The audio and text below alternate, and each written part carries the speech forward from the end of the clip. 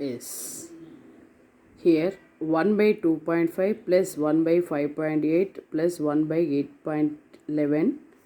Point means here you treat like multiply. Okay, you have to understand. Dash as infinity. Find this value. It is a infinite series. Find sum of all terms. Okay, how many terms are there? Infinite. So how can we find out sum of all terms? These terms are, number of terms are infinite. So for this we have to we can do very in the easy process. So let's observe here. So first given series, let's write 1 by 2.5 plus 1 by 5.8 plus 1 by 8.1 8.11 plus dash dash infinity. So you can observe here, you can take first terms. Okay, 2 5 8. So here we will get to 2 n terms. Okay na? Let's find the nth term. So you take a1 a2 a3. So let's find here Tn equal to, formula is a plus n minus 1 into d. Okay, so here a 2 plus difference is 3. So n minus 1 into d means 3. So 2 plus 3n minus 3. So equal to 3n 2 minus 3 minus 3 minus 2 1. Okay, so now let's see here. Now you can take second terms. Okay, so here second term 5, here second term 8. Okay, here second term 11 dash or dash. So here also let's find nth term. Okay, nth term formula is a plus n minus 1 into d. So a1 a2 a3, these are terms. Okay, now a means first term 5 plus n minus 1, d means common difference ఎంత ఉంది? Difference ఎంత ఉంది ఇక్కడ? 3 కదా. ఇది AP మనకి ఇక్కడ difference ఏముంది కాబట్టి మనం ఇది ఏపీ అని డిసైడ్ చేయాలి. ఇక్కడ 3 కాబట్టి సేమ్ ఉంది కాబట్టి ఈ సేమ్ వాల్యూ మనకి ఏమవుతుంది? డి అవుతుంది 3. ఓకేనా? సో 5 ప్లస్ 3 ఇంటూ ఎన్ మైనస్ 1, 5 ప్లస్ 3n మైనస్ 3 1 జా 3. So 3n 5 minus 3 plus 2.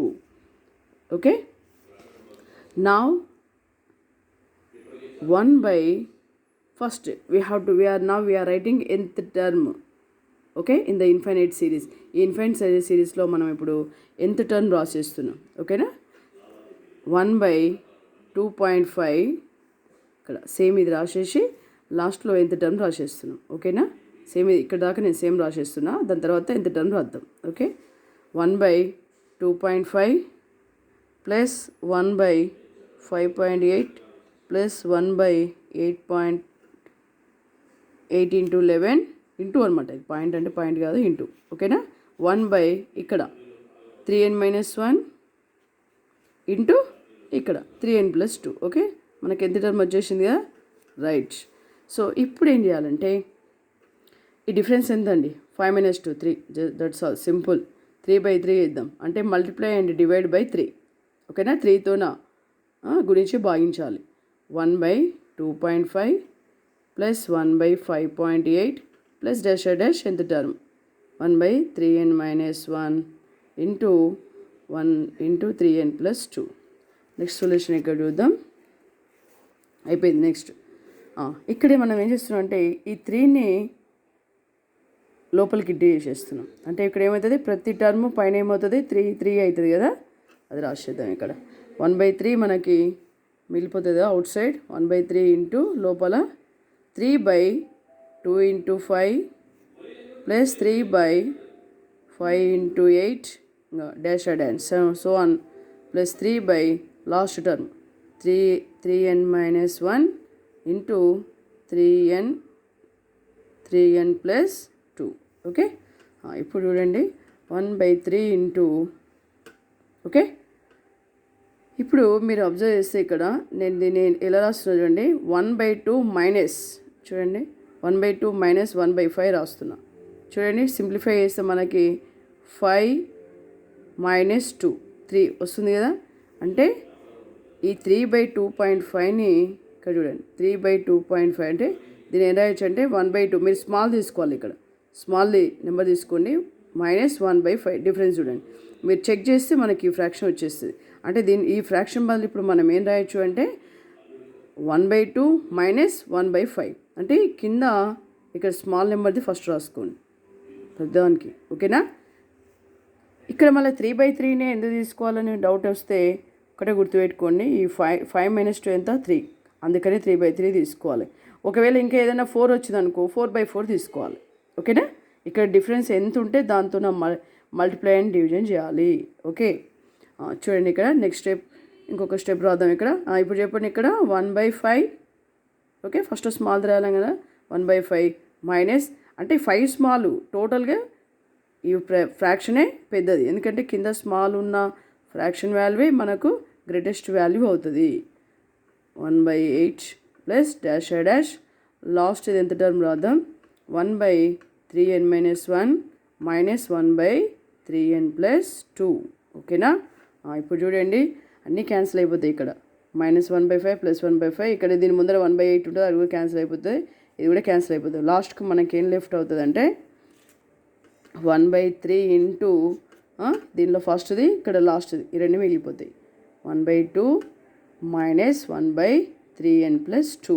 Okay, ఇప్పుడు మనం సింప్లిఫై చేసేద్దాం. ఇన్సైడ్లో ఎల్సిఎం ఏమవుతుంది, డిఫరెంట్ ఉన్నప్పుడు వాటి ప్రోడక్టే ఎల్సిఎం అవుతుంది. ఇట్లా డిఫరెంట్ ఉన్నప్పుడు మనం క్రాస్ మల్టిప్లై తీసుకోవాలి. 3n + 2 -2 = 2. ఓకే, మరి +2 - 2 కూడా క్యాన్సిల్ అయిపోతుంది. 1/3 ఇంటూ 3n. ఓకే, ఒక నిమిషం, 3n/2 ఇంటూ 3n + 2. ఓకే, ఇక్కడ 3 క్యాన్సల్, మనకి ఎంత టర్ము n/6n ప్లస్ 2 2 = 4n వచ్చేసింది. అయితే ఇక్కడ మనకి సమ్ కనుక్కోమన్నాడు కాబట్టి దీనికి ఇన్ఫినిటీ తీసుకోవాలి, జస్ట్ అంతే, దీనికి ఇన్ఫినిటీ తీసుకోవాలి. Limit n → ∞. చూడండి అయిపోయింది ఒక స్టెప్. Limit n → ∞. ఓన్లీ ఎంత టర్మ్ అడిగింది అనుకోండి ఇక్కడ వరకే చేయాలి, ఓన్లీ ఎంత టర్మ్ అడిగితే అక్కడ వరకే చేయాలి.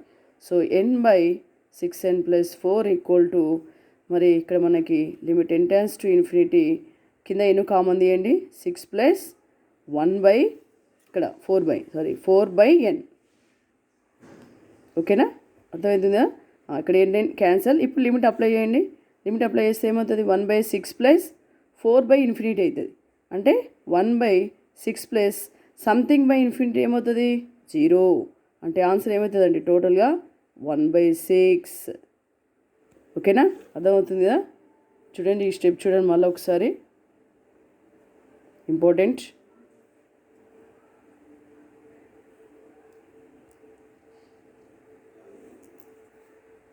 ఓకేనా? ఈ స్టెప్ చూడండి ఒకసారి. ఇక్కడ మనం ఏం చేసినాం, n కామన్ తీసేసినాం. ఓకేనా? I hope you understood. Right. So answer, final answer is 1/6. Most important problem. Thank you.